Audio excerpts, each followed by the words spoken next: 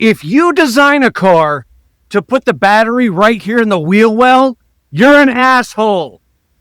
How was it working as a mechanic in your younger days? It was good and very rewarding. However, my body is now paying the price. And how old are you, if you don't mind me asking? 26.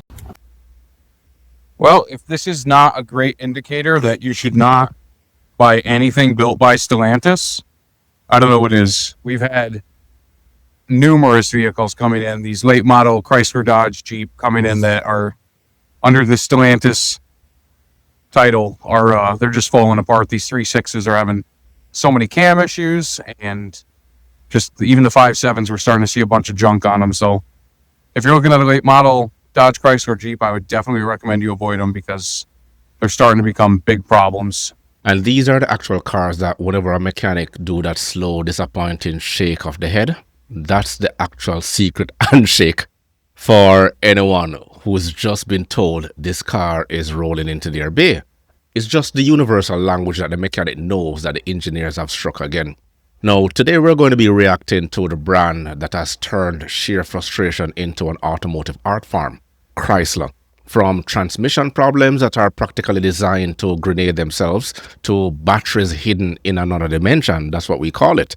This is exactly why these cars are a technician's absolute worst nightmare. This video goes out to you fucking Chrysler engineers. Why the fuck did you think it was a good idea to place the fucking spare under the middle console between the driver and passenger seat? Fuck is wrong with you? Are Chryslers junk? It's kind of a loaded question, and a lot of people are going to have a lot of different opinions here. At our shop, do we work on a lot of Chryslers? Yes. Do we also work on a lot of Chevy, Fords? Not as many Toyotas, a lot of Nissans, and every other make and model that there are? Also, yes. What I like to say is that machines break. No matter who makes them, they break. But there are certain brands that you're going to see last a lot longer. And for us, for me, for my family, Chrysler's not at the top of that list. It's not at the bottom. It's not at the top.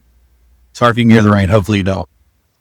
The Chrysler, for what I've seen in our shop, that when they went to the 3.6 and the Jeeps, and especially on the Chrysler, it's like the 200s and even some of the 300s, when they moved to that smaller 2.7 engine and the 3.6, those are the more problematic ones for us. The V8s we don't see nearly as often, unless somebody's just been out trashing it and banging it, trying to, have fun. What's a V8 made for, right?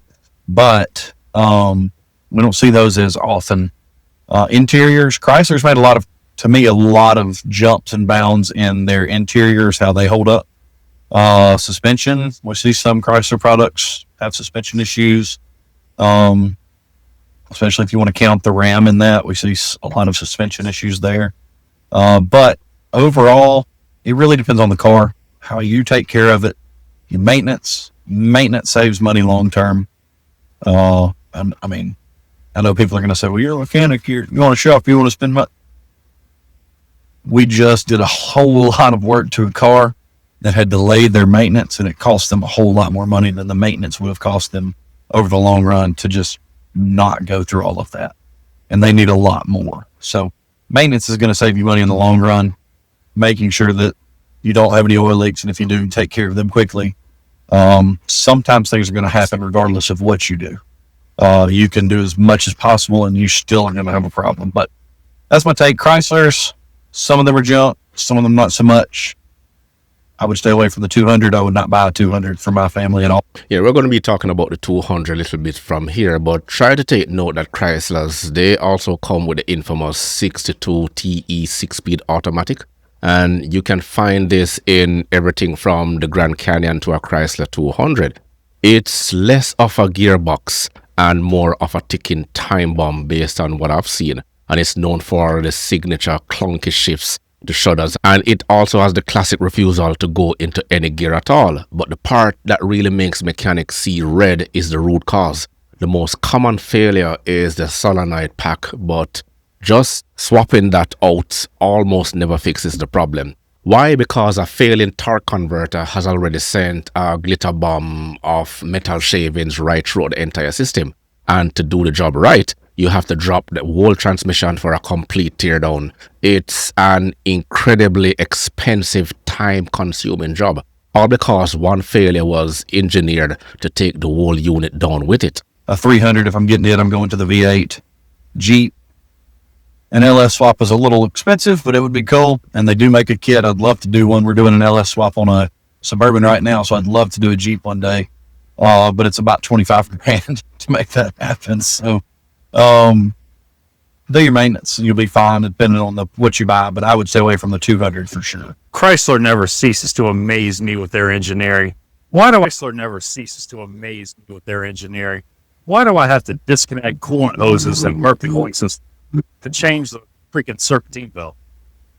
Like, come on, bro. And if you thought that was bad that he's complaining about, just wait until you need to do a simple battery swap. On cars like the Dodge Journey and the Chrysler Sebring, the engineers have decided that the most logical spot for the battery wasn't under the hood. It was deep inside the front wheel well. Take a look at this. Another reason why mechanics hate engineers. Chrysler 200 towed in for a no start. Customer stated the battery and starter are bad. The last visit this engine was leaking so bad, a huge part in this starter failure. Check engine light on. Luckily for me, the starter is located behind exhaust manifold and motor mount bracket. Another genius idea, let's put the battery inside the fender. I've always wondered why they chose to put the battery under the fender. And to change this battery, you have to put the car on a jack, rip off the wheel, and then pull out the entire fender liner just to get your hands on the battery. On the other models, it's tucked away under the passenger seat. I mean, this brilliant move by the engineer, it basically put a 15-minute job into an hour-long ordeal for the mechanic. They literally put a component that is guaranteed to be replaced in a high-impact zone where it gets blasted with road salt and water. This bolt was so hard to remove, I almost second-guessed my career choices. Fortunate for me, I realized the bottom don't need to get removed completely. The setup I used to loosen that bolt. You're wondering about the leaks. I've told this owner, it was bad before and it's even worse now. This has to be the worst engine I've ever worked on. It made this job so much more frustrating. Everything is so warm.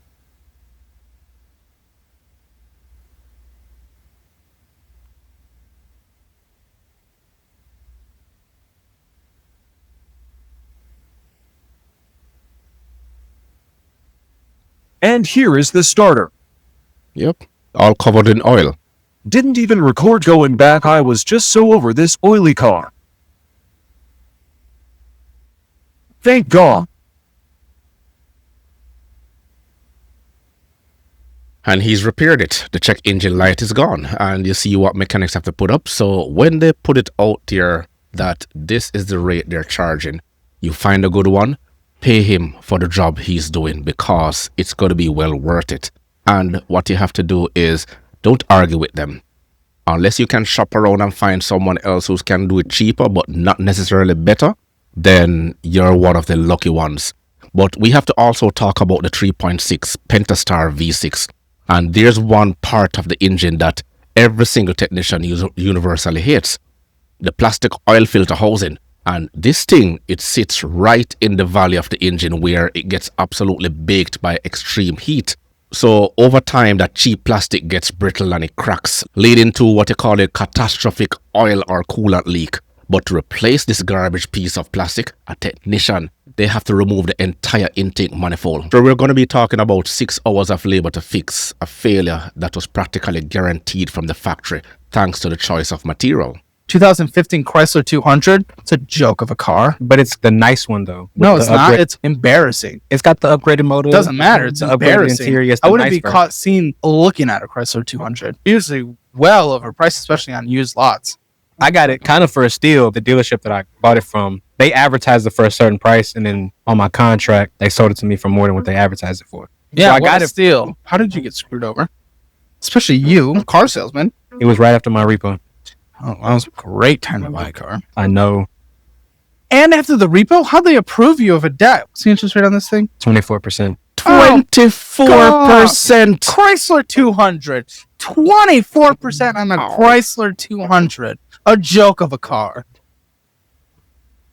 That's not to insult you. I'm just a dealer who drives a Chrysler 200, not to insult me. 2015 Chrysler 200.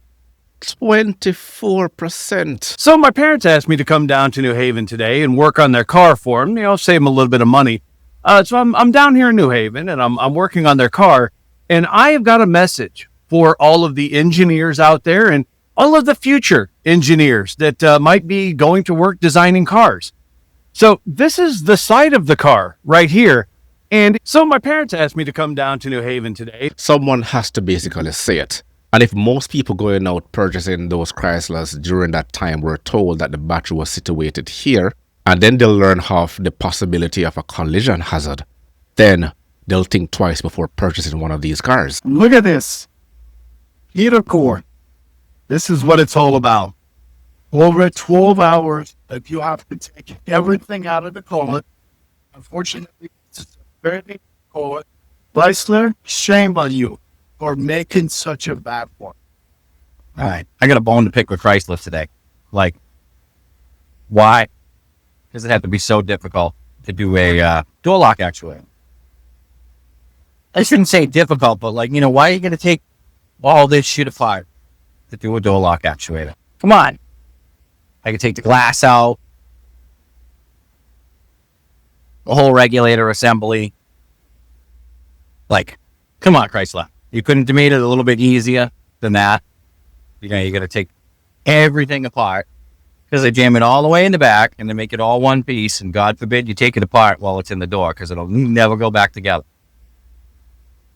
Case of the Mondays, I guess. So the biggest question is why? From transmissions engineer to basically eat themselves on batteries that need a treasure map to find them. Chrysler has absolutely perfected the art of making a mechanic's life miserable by prioritizing assembly line convenience over any thought of future repairs. Let's be clear. I'm not asking for anybody's money because y'all do the most on this app. I'm a single mom and I live in Montgomery, Alabama, and my transmission is going bad. I have a 2001 Chrysler Town & Country. I think it's a 3.3 or 3.8 engine. Something is rotten in the cotton in this city. And something is rotten in the cotton because I want you to listen to these quotes, especially if you're a mechanic. First quote, 4152 for a rebuilt transmission. Second quote, 5500 for a rebuilt transmission. Third quote, 2200 for a rebuilt transmission, and he needs a week and a half to fix my vehicle. Yep. Now look, my dad is dead. My godpop is dead. And those are the two that I went to for car advice. And people swear that they know what they're talking about. And then when you call, that's definitely not the case. I want to know what the true price would be to get my transmission fixed in my car. I will have the money to fix it in 2 weeks' time, all of it. I just won't be able to move, and that's fine because I need my vehicle. But I really want somebody to tell me what this is really going to cost me, and if people are trying to take advantage of me, or if anybody in this area knows a transmission place that I can trust, because I'm not trusting anybody. Thank you for your feedback. Doubt this hits the algorithm, but I'm giving it a try.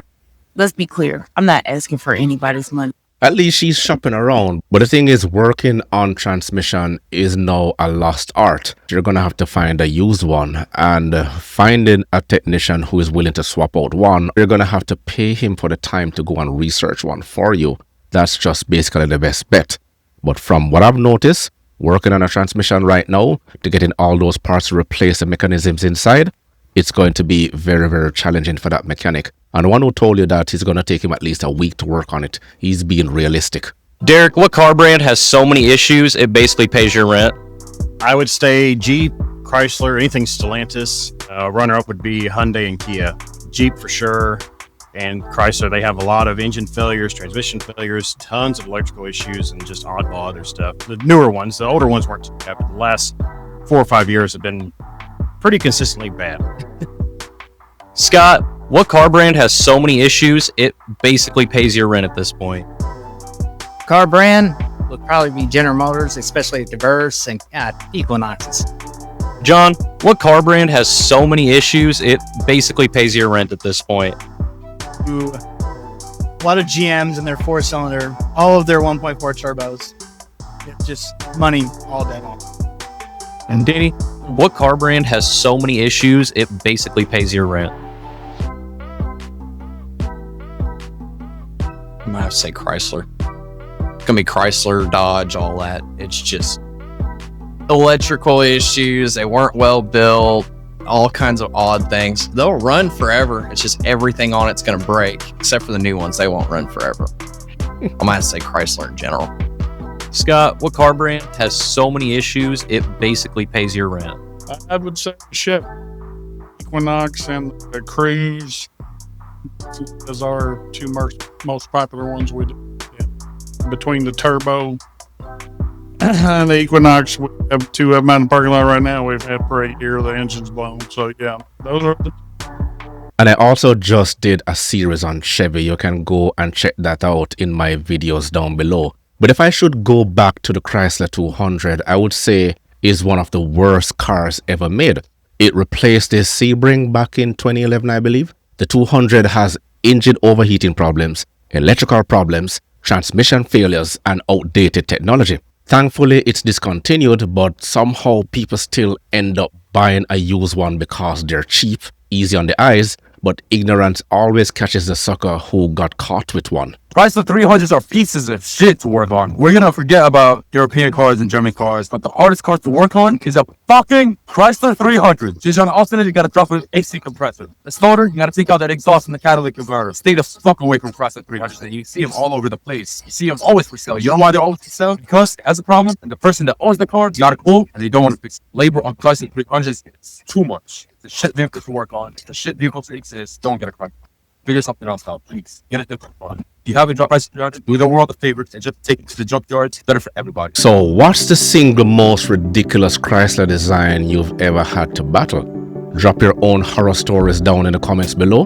Remember to grab a copy of my ebook, The Parts Manager Guide. The links are in the description box. Stay sharp, stay educated, and I will catch you in the next one.